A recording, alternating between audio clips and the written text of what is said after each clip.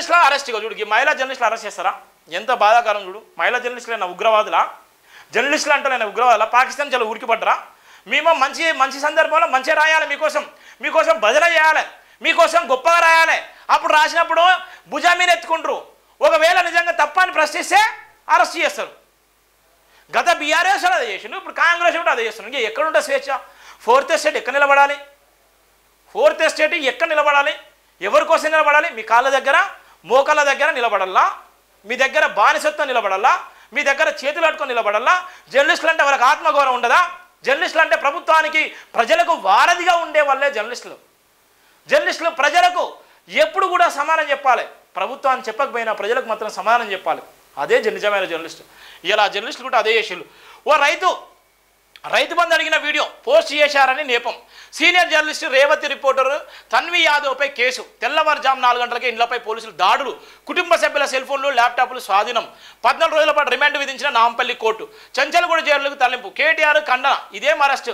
విచారణాధికారి judge షాకోజు సర్కార్ తీరును తప్పుపట్టిన ఏటాల్లో guild. చూడు గిట్లా ఉన్నారు పాపం. వాళ్ళు చేసిన మోసం ఏంది? వాళ్ళైనా నిజంగా దోపిడీ చేసిల్లా, లేకపోతే వచ్చి బ్లాక్ మెయిల్ చేసిల్లా, లేకపోతే ఇంకేమైనా చేసిల్లా? పోస్ట్ షేర్ చేస్తే ఒక మహిళా జర్నలిస్టులను కూడా ఆగోరపరిచి మా మహిళలకు 1 కోటి మంది మహిళలకు 1 కోటి రూపాయలు ఇస్తాను, 1 కోటి మంది మహిళలకు కోటీశ్వర్ల బతకాలని చెప్తున్నారు. మరి వీళ్ళు కూడా మహిళలే కదా? మరి వీళ్ళు కూడా మహిళలు కాకపోతే మరి ఎక్కడోళ్ళు వాళ్ళు? ఈ తెలంగాణ రాష్ట్రానికి సంబంధించిన జర్నలిస్టులు కాదా? మరి జర్నలిస్టులే అక్కడ అరెస్ట్ చేస్తే, మహిళలను అరెస్ట్ చేస్తే నువ్వు మహిళలకు ఏమి ఇచ్చినట్టు? ఏమో నువ్వు కోటీశ్వర్లు చేసినట్టు రేవంత్? ఏం గొప్ప చేసినట్టు నువ్వు? ఒక మహిళా జర్నలిస్టులను కూడా ఆడపిల్లలను చూడకుండా కూడా అరెస్ట్ చేసి 14 రోజులు నువ్వు జైలుకు పంపిస్తున్నావు. నీ ప్రభుత్వం ఏందో ఇప్పుడు అర్థమైపోయింది. 14 రోజులు జైలుకు పంపించేటువంటి దుస్థితి ఎందుకు వచ్చింది?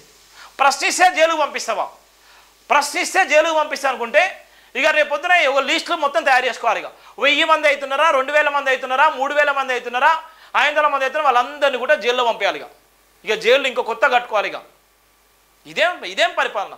ప్రశ్నించినందుకు జైలు వేస్తారు, ప్రశ్నిస్తే జైలు వేస్తారంటే ఇక ఇలా మహిళలకు ఇచ్చేటువంటి గౌరవం ఇదేనా? మహిళా జర్నలిస్ట్ అరెస్ట్ చేస్తే మహిళలు కోటీశ్వర్లు వేస్తారట. మహిళా దినోత్సవం రోజు గొప్పలు చెప్పుకున్నారు. మరి వీళ్ళు మహిళలు కాదా? ఈ జర్నలిస్టులకు జరిగినటువంటి అన్యాయం వినా జైభీం దినపత్రిక, జైభీం ఎడిటర్గా, జైభీం సంస్థల చైర్మన్గా, ఆల్ ఇండియా ఎడిటర్ అసోసియేషన్ రాష్ట్ర అధ్యక్షులుగా, SC journalist welfare society founder ప్రెసిడెంట్గా, బహుజన జర్నలిస్టు యూనియన్ పక్షాన నేను తీవ్రంగా ఖండిస్తున్నాను.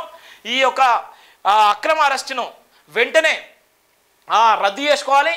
వాళ్ళకు వెంటనే తక్షణమే బెయిల్ ఇవ్వాలి. ప్రభుత్వం బెయిల్ ఇచ్చి వాళ్ళకి విడుదల చేసి వాళ్ళ గౌరవంగా బతికే విధంగా వాళ్ళకి అన్ని సదుపాయాలు కల్పించాలని నేను ప్రధానంగా డిమాండ్ చేస్తున్నాను. ఈ జర్నలిస్టుల పక్షాన ఏ జర్నలిస్టులకు అన్యాయం జరిగినా కూడా మాట్లాడేటువంటి గొంతుకలు వస్తాయి, కొట్లాడే గొంతుకలు వస్తాయి. వాళ్ళందరూ కూడా నేను అండగా ఉంటానని కూడా హామీ ఇస్తున్నటువంటి సందర్భాలు కూడా ఉన్నాయని సందర్భంగా నేను తెలియజేస్తున్నాను.